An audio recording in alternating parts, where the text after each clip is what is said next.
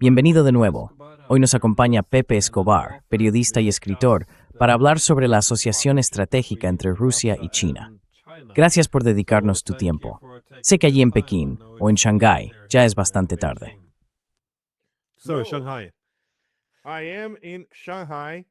Llevo ya 3 semanas en Shanghái. Sí, es medianoche. Y sí, han sido días frenéticos. Y a medianoche, como le decía a Glenn antes de empezar a hablar, mi cerebro se convierte en una sopa wonton.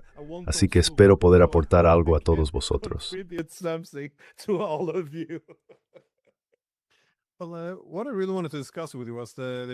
Lo que realmente quería comentar contigo es la reunión de la semana pasada entre Putin y Xi en Pekín.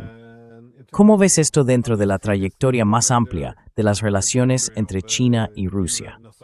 ¿Qué es lo que hace que la asociación entre Rusia y China sea estructuralmente diferente de las alianzas anteriores entre grandes potencias?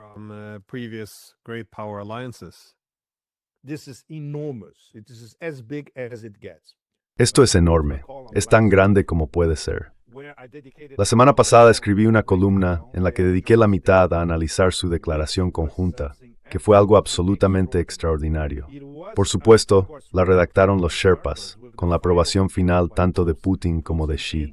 La terminología en algunas partes de la declaración conjunta era bastante concisa, se puede leer en 5 minutos, pero algunos de los conceptos concretos, unos son putinismos y otros shismos, es decir, ideas de las que llevan hablando, en muchos casos, desde hace años.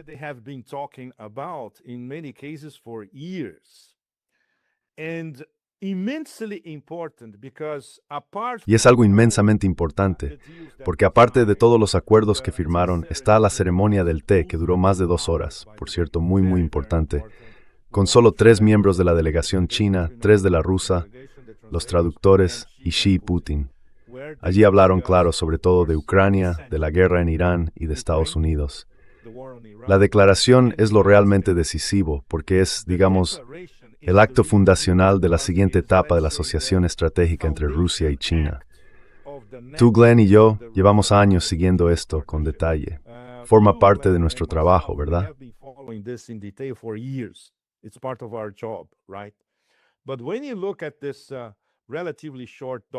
Pero cuando uno mira este documento, que en realidad es bastante breve, todo está ahí claramente expuesto.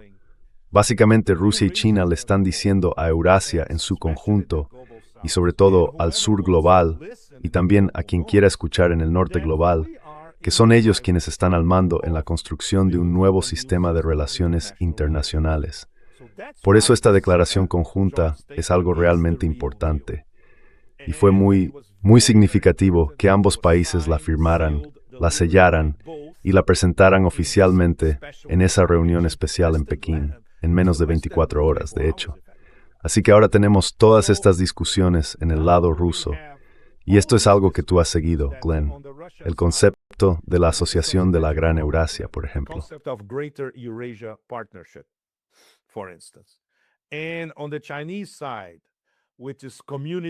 Y por parte de China está la idea de la Comunidad de Futuro Compartido para la Humanidad, con todo el arco geopolítico y geoeconómico de la nueva Ruta de la Seda, la iniciativa de la Franja y la Ruta.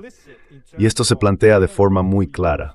Vamos a utilizar todos estos mecanismos para avanzar hacia una mayor equidad, mecanismos más igualitarios, respeto al derecho internacional y sin ningún tipo de excepcionalismo. Ese es el pilar sobre el que todos deberíamos construir un nuevo sistema de relaciones internacionales.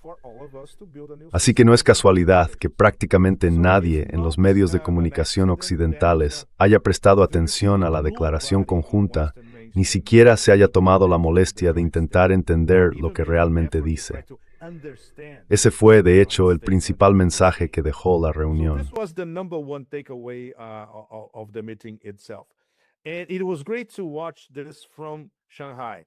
Y fue genial verlo desde Shanghái. Decidí a propósito seguirlo todo desde aquí, desde Shanghái, porque esta es la capital cultural. Eso significa que las tradiciones culturales aquí tienen un peso enorme. Es también la capital de los negocios, una de las principales capitales de innovación y tecnología de China. Y por supuesto, en cuanto a la modernización del país, Basta con salir a dar un paseo por Shanghái para quedarse impresionado. Así de simple. Y claro, cuando ves las reacciones de los turistas extranjeros al descubrir Shanghái por primera vez, casi no se lo pueden creer. Sí, esta es la gran ventana de la modernización de China. Por eso fue mucho más interesante seguirlo desde aquí.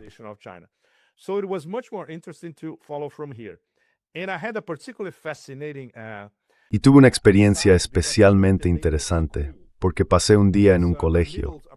Es un centro que abarca primaria, secundaria y universidad, el Aurora, uno de los mejores de Shanghái.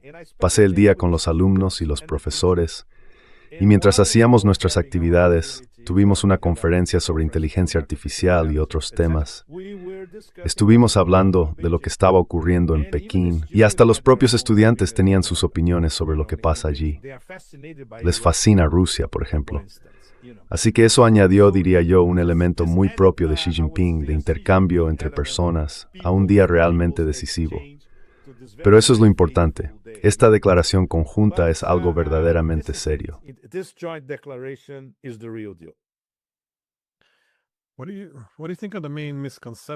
¿Cuáles dirías que son los principales malentendidos que tiene Occidente sobre la relación entre China y Rusia? Porque da la impresión de que sigue siendo una relación marcada por la desconfianza, y siempre se dice, no comparten los mismos valores.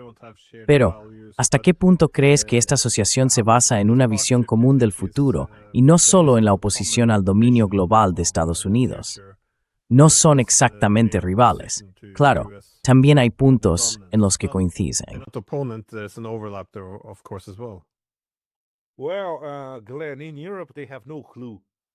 Bueno, Glenn, en Europa no tienen ni idea de la alianza estratégica entre Rusia y China. Tú lo puedes ver desde tu posición en Noruega.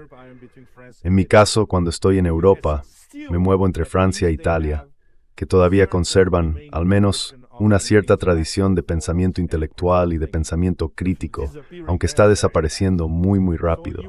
Así que solo entre académicos, investigadores o profesionales marginales en Francia, en Italia se empiecen que están comprendiendo lo que está ocurriendo en toda Eurasia, en Asia o en la propia China.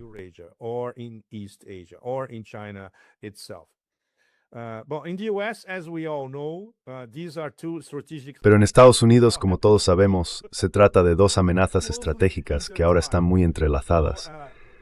Así que la amenaza estratégica Rusia-China va a socavar la civilización estadounidense. Si es que eso, existe, por cierto. Así que no esperéis un análisis inteligente que venga de Occidente sobre Rusia y China. Bueno, para todos los que vivimos por aquí, o entre Rusia y China, o que vamos a Rusia y venimos aquí a Asia, la historia es completamente distinta. Porque vemos cómo el poder blando ruso está creciendo. Vemos cómo, claro, todavía hay muchos desafíos, cómo Rusia empieza a entender mejor a China y viceversa. Aún queda mucho camino por recorrer, pero ya está ocurriendo en el sudeste asiático, donde Rusia está ganando terreno.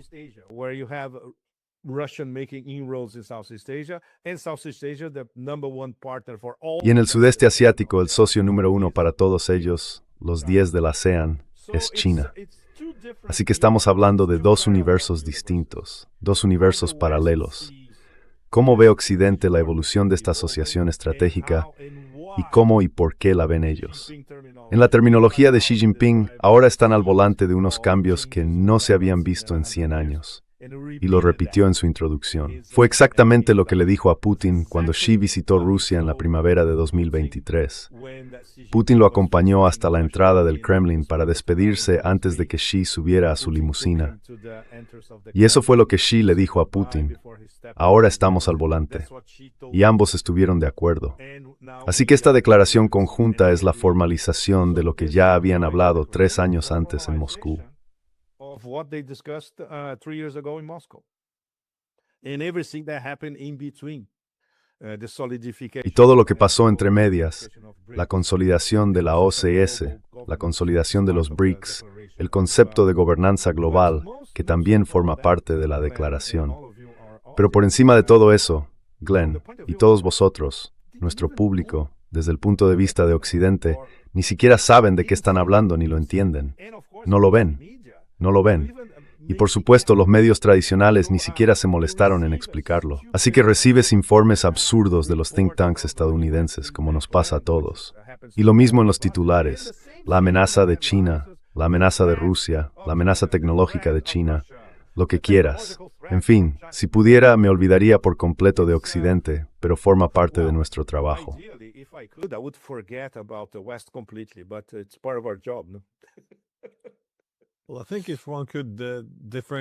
Bueno, creo que si uno pudiera diferenciar entre Occidente y la hegemonía occidental, quizá no habría tantas amenazas. Pero ahora mismo, cualquier gran potencia que surja se percibe básicamente como una amenaza. Y eso hace muy difícil explicar por qué China se ha convertido en una amenaza de otra manera. Porque he oído a mucha gente decir, bueno, ellos creen que Taiwán forma parte de China, pero eso siempre lo han pensado, y nosotros lo reconocemos. Lo único que ha cambiado es el poder. No es que haya aumentado tanto, pero sí mencionaste que uno de los temas que estaban tratando era Ucrania, Irán y la relación con Estados Unidos.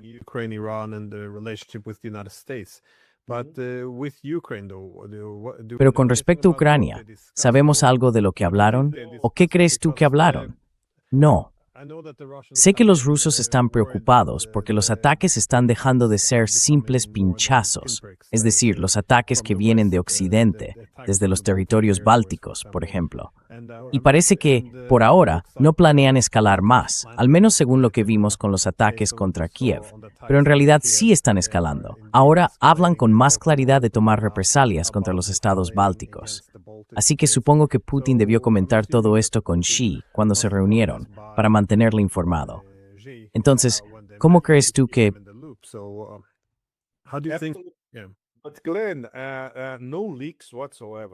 Pero Glenn, ni una sola filtración, olvídalo. Para empezar, fue una reunión a puerta cerrada. Solo estaban los que estaban en la sala, entre ellos Ushakov. Y Ushakov, como sabemos, es un viejo zorro. Después de eso, filtró solo lo que era, digamos, inofensivo. Pero claro, estamos prácticamente seguros de que Putin tuvo que explicarle a Xi que las condiciones y la lógica interna de la operación militar especial van a tener que cambiar, porque ahora se enfrentan, básicamente, a una serie de atentados terroristas. Así que obviamente para los chinos esto es muy incómodo, porque les encantaría una solución, pero saben que solo hay una, y que en esencia se va a decidir en el campo de batalla.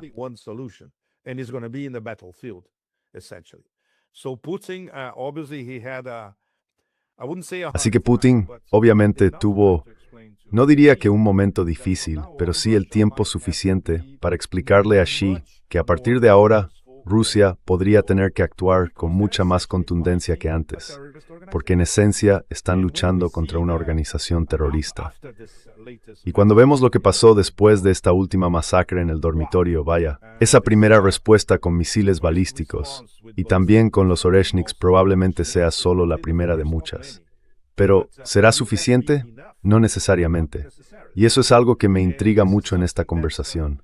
Voy a Moscú a finales de esta semana, así que tengo mucha curiosidad por ver cómo están debatiendo las posibilidades de decir, vale, acabemos con esto, vayamos a por la cabeza de la serpiente y cosas así. Porque ahora hay una oleada de indignación y de hartazgo esto solo puede empeorar en cuanto a los ataques contra civiles dentro de la Federación Rusa.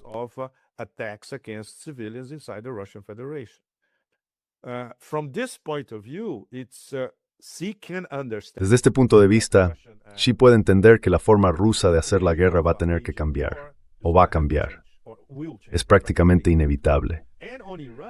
Y sobre Irán, por lo que sabemos, a partir de algunos indicios aquí y allá, están completamente coordinados, totalmente coordinados a nivel diplomático, en los medios militares de apoyo, tanto visibles como invisibles, y sobre todo en estos esfuerzos de mediación que está llevando a cabo Pakistán, pero detrás está China, 100% China. Básicamente China le dijo a los mediadores pakistaníes, de acuerdo, podéis hacerlo todo, solo informadnos después. Y eso está ocurriendo ahora mismo, mientras hablamos.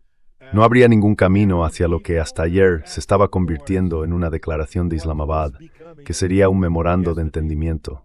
Habría una declaración y después una segunda fase de negociaciones. declaration, then we'll have a second stage of negotiations. And now, of course, the usual suspects blew it all. Y ahora, claro, los sospechosos habituales lo echaron todo a perder. Así que no sabemos si ese memorando de entendimiento llegará siquiera a firmarse en los próximos días.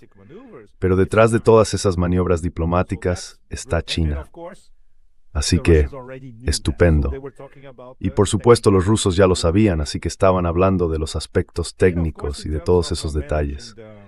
Y claro, cuando se trata de gestionar ese imperio del caos, la piratería y todo lo demás, están totalmente sincronizados, ¿verdad? Al fin y al cabo, Xi tuvo la oportunidad de contarle a Putin cara a cara lo que había oído de Trump. Así que fue un informe personal de Xi a Putin.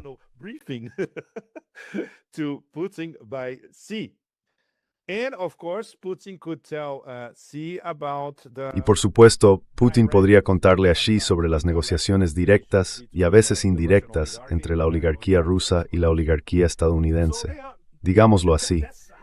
Así es como funciona una asociación estratégica. Están conectados, entrelazados y hablan sin parar de todos estos grandes temas.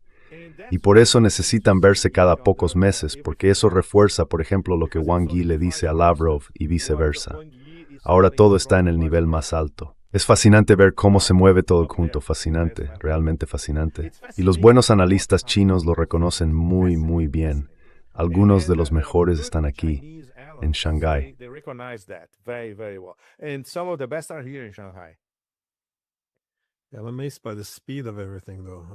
Me sorprende la velocidad a la que va todo, pero también algunos de los retos comunes de seguridad a los que todos se enfrentan.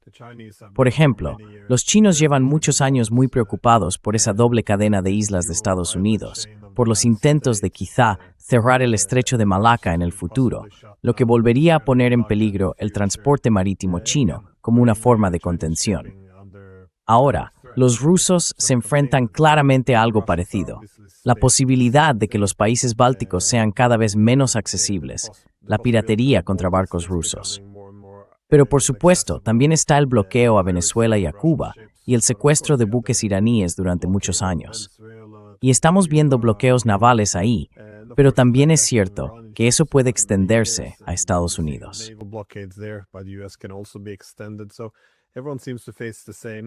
Así que todos parecen enfrentarse a lo mismo, no solo a los desafíos militares, sino también a los económicos.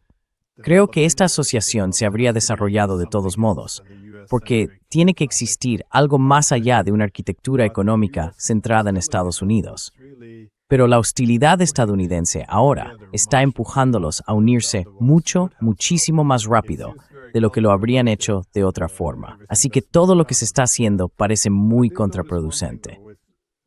Pero sí noté una cosa. A medida que la guerra se intensificó en Irán y Estados Unidos impuso más sanciones, los chinos están básicamente indicando a sus empresas que no cumplan con las sanciones estadounidenses. ¿Qué tan importante es esto para la relación con los rusos? Porque durante un tiempo, los chinos parecían ser algo cautelosos con el comercio ruso, precisamente para protegerse de este tipo de sanciones americanas.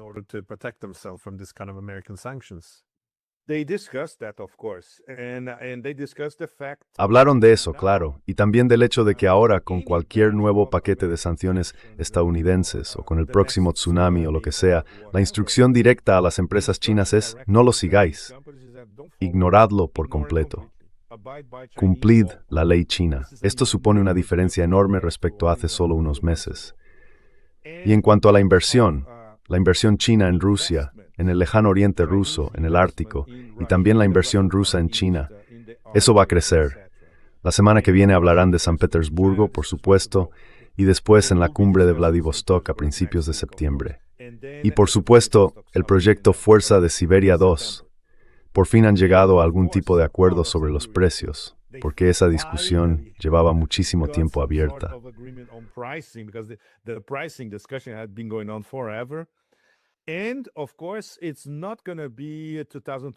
Y por supuesto, no va a ser en 2029 ni en 2030. Quieren acelerar el proceso y tener el Power of Siberia 2 operativo ya para finales de 2027.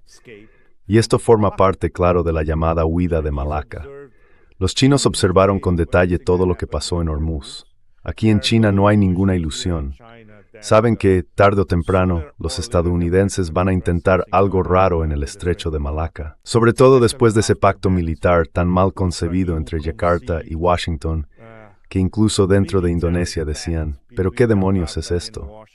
El Ministerio de Asuntos Exteriores criticó al Ministerio de Defensa en Yakarta. The defense minister in Jakarta. How could you do something like this? It's completely crazy. ¿Cómo se puede hacer algo así? Es una locura total. Pero desde el punto de vista militar, sabemos por qué.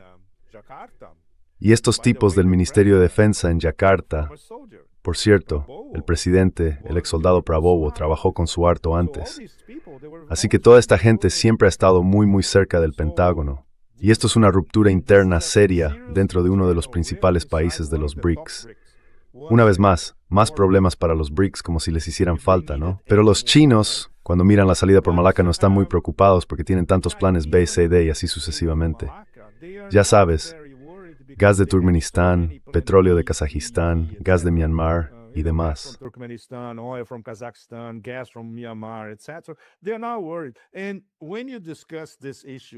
No están preocupados. Y cuando hablas de este tema aquí, nadie está preocupado por eso. Vale, el estrecho de Hormuz, de acuerdo, pero seguiremos recibiendo nuestros petroleros.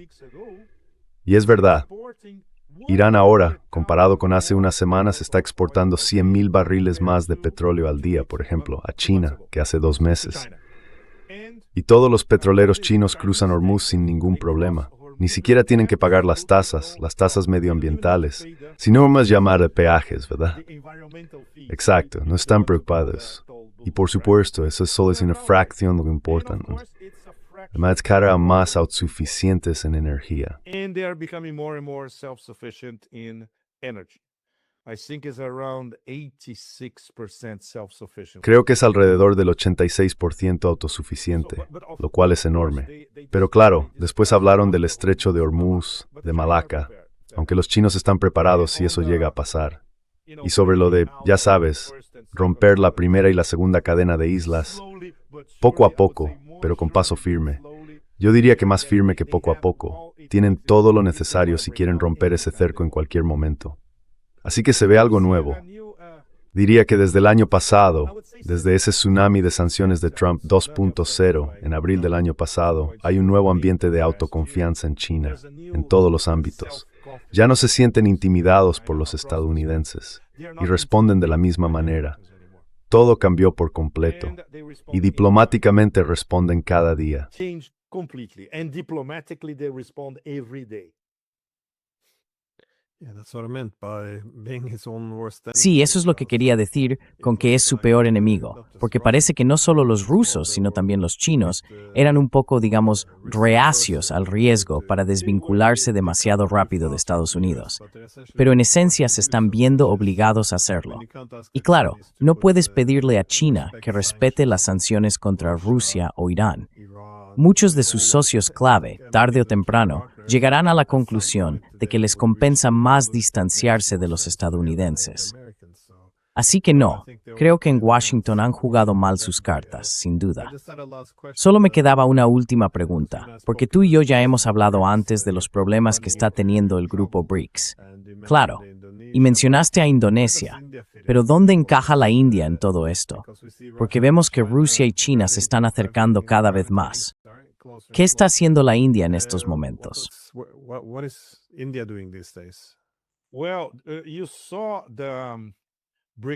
Bueno, viste la reunión de ministros de Exteriores de los BRICS en Nueva Delhi la semana pasada, ¿verdad? Fue un desastre. Tan desastre que ni siquiera hubo un comunicado conjunto al final. Y se notaba, solo con ver el lenguaje corporal de Lavrov, que aquello fue realmente un desastre. Y el único que podía volver a recomponer ese Humpty Dumpty en Delhi era el propio Lavrov. Wang Yi ni siquiera estaba allí. Wang Yi estaba aquí junto a Xi reuniéndose con Putin. Así que, obviamente no hubo filtraciones por parte de la India ni de los demás miembros de los BRICS. Pero esa reunión en Delhi fue sin duda un desastre. Y ahora tienen 4 meses, solo porque la cumbre anual se celebra en Delhi en septiembre. Because the annual summit is in Delhi in September. with so many rifts inside BRICS. Con tantas divisiones dentro de los BRICS, ¿pueden realmente hacer algo y lograr algo importante dentro de 4 meses? Glenn, siento ser tan pesimista, pero no lo creo. Para empezar, tenemos a 2 miembros de los BRICS en guerra con otro. Los Emiratos Árabes Unidos están en guerra con Irán, e India apoya a los sionistas y a los Emiratos contra Irán. Así que esto ya es un desastre importante. Circulan rumores, incluso entre algunos de los Sherpas, desde que quizá ha llegado el momento de incorporar a Pakistán a los BRICS, ahora que Pakistán ocupa una nueva posición geopolítica muy relevante, desde el sur de Asia hasta el oeste de Asia y a lo largo de Eurasia. Obviamente podemos imaginar la reacción de la India.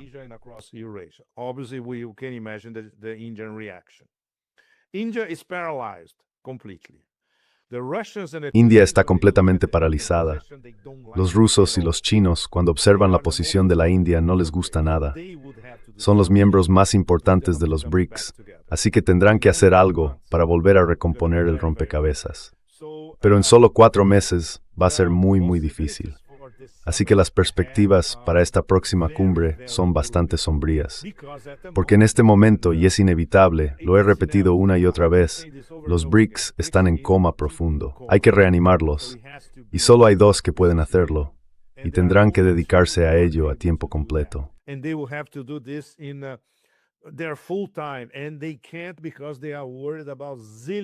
Y no pueden, porque están preocupados por un montón de otros asuntos importantes. Serían Lavrov y Wang Yi. Terrible, por decirlo suavemente, al menos por ahora. Y no creo en milagros de última hora en lo que respecta a los BRICS. Ya sabes, eso de que en el último minuto se les ocurra algo. No, eso no va a pasar. Los brasileños fueron buenos en eso el año pasado. Básicamente, la cumbre de Río salió adelante en el último momento. Es algo muy típico de Brasil.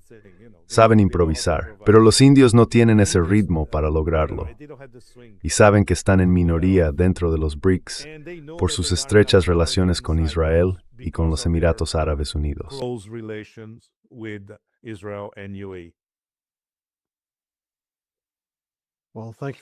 Bueno, gracias por dedicar tu tiempo y por seguir de cerca lo que está pasando en los BRICS.